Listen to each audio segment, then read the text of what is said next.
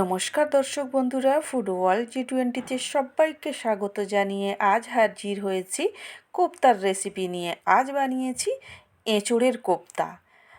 আর এই যে দেখুন, এঁচোড়ের কোপ্তাটা দেখেই বুঝতে পারছেন বন্ধুরা কতটা লোভনীয় হয়েছে।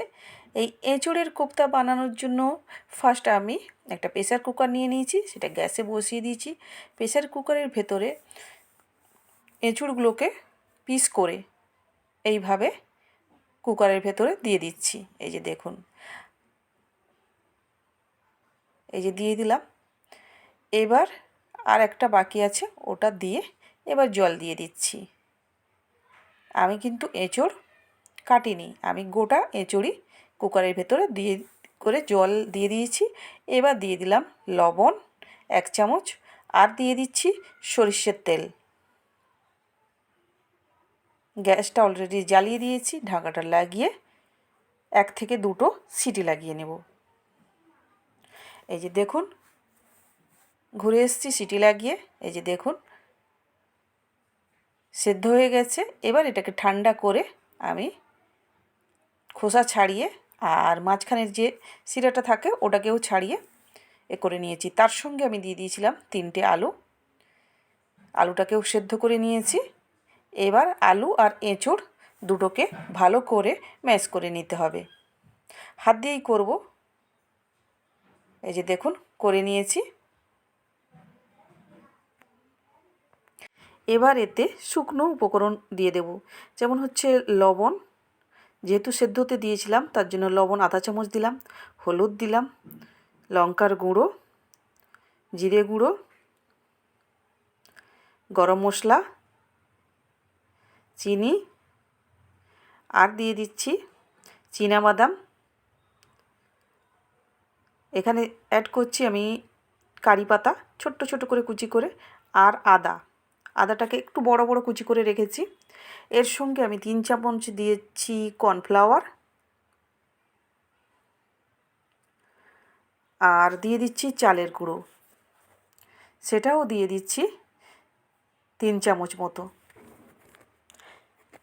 দিয়ে করে এবার খুব ভালো করে মাখিয়ে নিতে হবে। খুব ভালো করে এখানে আমি মাখিয়ে নিচ্ছি।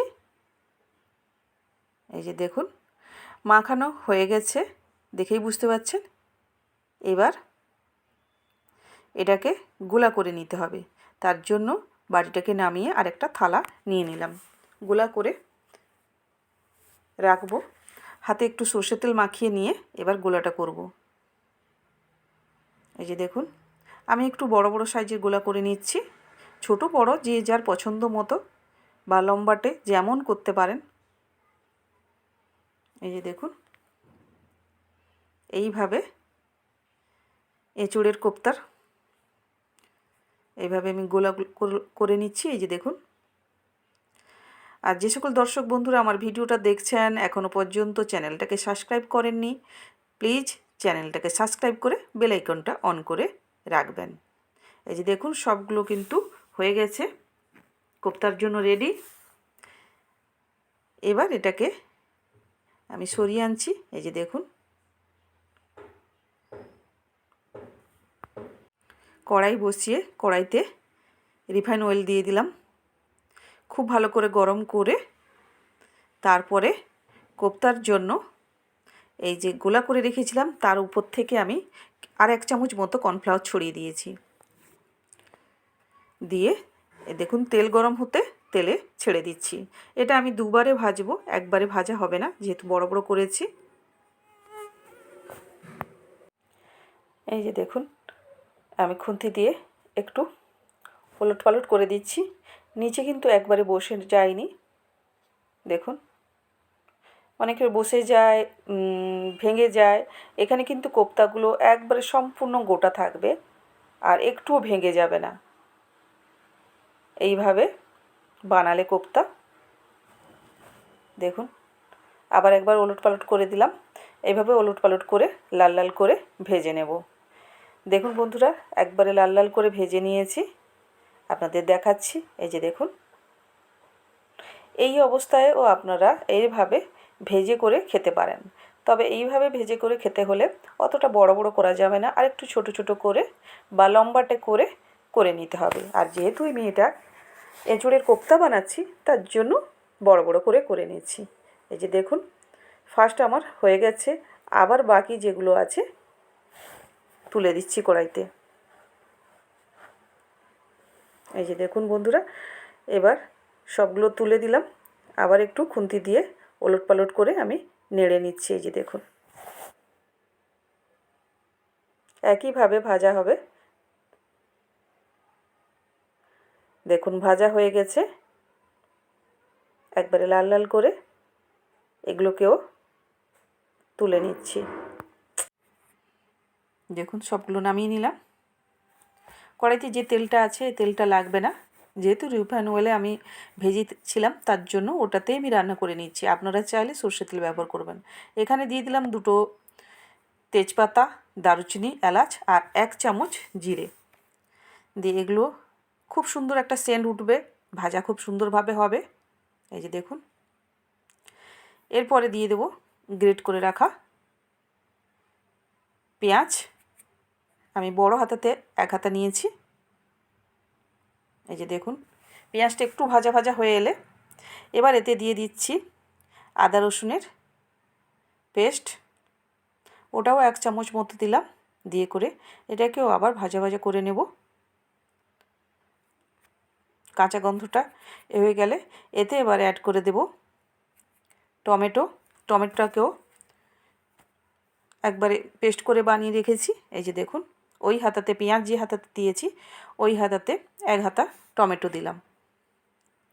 টমেটোটা দিয়ে ভালো করে, টমেটোর একটা কাঁচা গন্ধ আছে ওটা হবে, খুব সুন্দর করে ভাজা ভাজা হবে।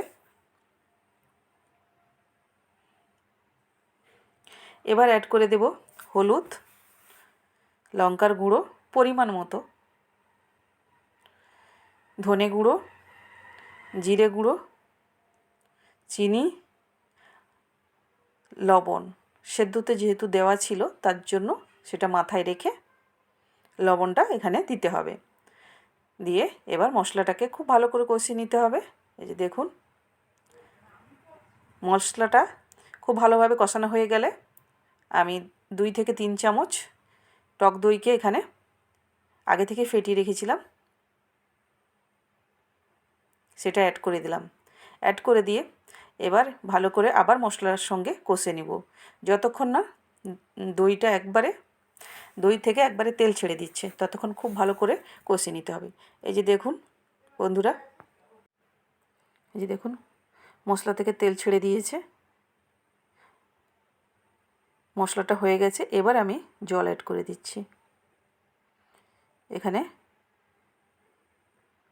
খুব বেশি ঝোল রাখবো না, একবারে মাখো মাখো করবো, তার জন্য জলটাও খুব বেশি দেব না, জাস্ট সেদ্ধ হওয়ার জন্য। এই যে দেখুন ফুট চলে এসছে, একটু নাড়িয়ে চাড়িয়ে এই যে দেখুন এবার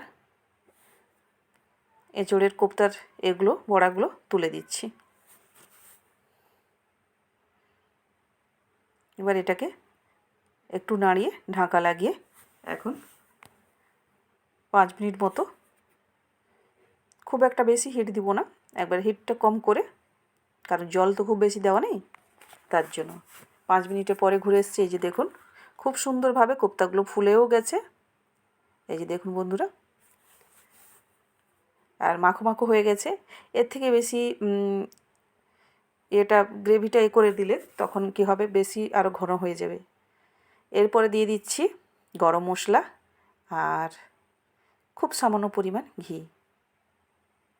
দিতে পারেন নাও দিতে পারেন ঘিটা, তবে কোপ্তা মানে ঘিটা দিলে খুব ভালো লাগে। এই যে দেখুন কোপ্তা রেডি। আপনাদের এক পিস চামচে তুলে দেখাচ্ছি। এই যে দেখুন কতটা লোভনীয় হয়েছে। এইভাবে গরম ভাতের সঙ্গে কোপ্তা থাকলে 1 থালা কি 2 থালা ভাত খাওয়া হয়ে যাবে। কেমন লাগলো বন্ধুরা নিশ্চয়ই জানাবেন।